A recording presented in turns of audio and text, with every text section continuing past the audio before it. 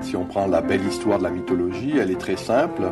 Dans la ville fondatrice qui est Thèbes, elle est bien gérée par un technocrate du moment qui, dans le fond, rationalise l'existence, et cette ville meurt d'ennui.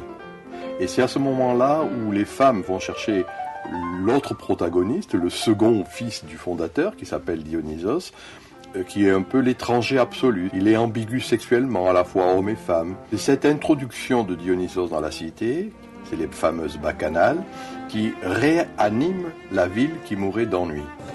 Moi, je suis ici pour vous mettre un petit peu de chaleur, d'accord? C'est pas au 7e ciel que je vais vous amener, c'est au 7e terre. Est-ce que vous êtes prêts un peu à vous dévergonder?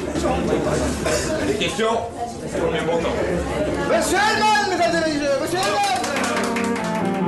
Le retour des valeurs dionysiaques, festifs, le jeu ludique, l'importance du corps, le rôle de l'imagination ou de l'imaginaire sous ses formes multiples et diverses, l'image stricto sensu, eh bien tout cela, en effet, ce sont ces jeunes générations qui en sont en quelque sorte les protagonistes essentiels, et en même temps, ces choses importantes à comprendre contaminent les autres générations. Moi, à mon sens, c'est le retour de cette figure, là encore dionysiaque, c'est-à-dire l'adolescent perpétuel. C'est là, endormi, et puis en fonction du climat, ces choses anciennes se réveillent. Parce que c'est dans l'air du temps, tout un chacun va voir revenir réveiller ces vieilles structures, ces vieux archétypes.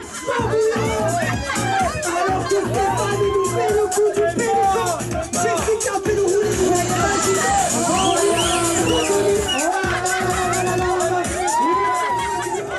Le ludique est là, le festif est là. On ne peut pas ne pas en tenir compte. Qu'est-ce que je fais en quelque sorte pour ritualiser, pour intégrer, pour métaboliser? Et voilà, disons, l'entreprise, c'est comme toutes les institutions, elles ne sont pas abstraites de la réalité, elles ne sont pas abstraites du climat.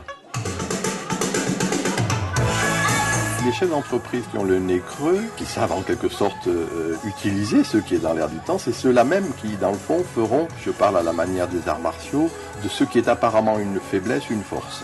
Et donc tout le problème, c'est de voir comment il y a possibilité d'utiliser ce côté ludique, ce côté festif.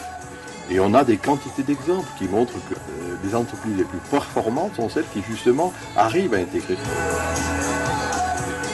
Le principe est simple. Ce qui est dans l'air du temps, eh bien, il vaut mieux s'en servir plutôt que de le dénier. Dans beaucoup de pays qui sont moins rationalistes que les nôtres, que la France, au Japon, en Amérique du Nord, au Brésil, etc., eh bien, on a des exemples justement de cette métabolisation, de cette intégration de cette dimension ludique pour donner un surplus. Et c'est quoi ce surplus? L'important, ce ne va pas être le travail. Ça a été la grande valeur travail, fameuse valeur travail de la modernité. Même si c'est difficile à dire, même si c'est difficile à admettre, même si c'est difficile à mettre en œuvre, c'est la capacité d'utiliser la créativité.